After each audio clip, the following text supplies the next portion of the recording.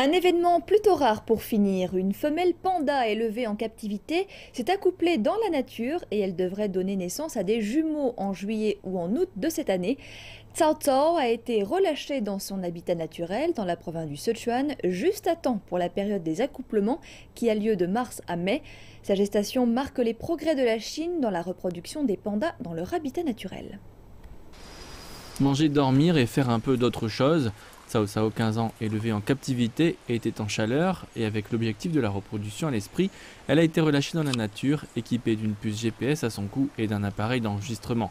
En mars, les chercheurs ont observé plusieurs mâles dans la réserve naturelle nationale de Wolong qui se battaient pour avoir le droit de s'accoupler avec elle. Après l'accouplement avec un panda sauvage, les enregistrements montrent que l'accouplement a duré 90 secondes.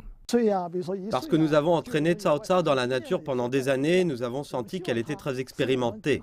Nous l'avons ensuite relâchée dans la nature en espérant qu'elle donne naissance à des bébés et qu'elle revienne avec l'expérience d'avoir vécu dans la nature.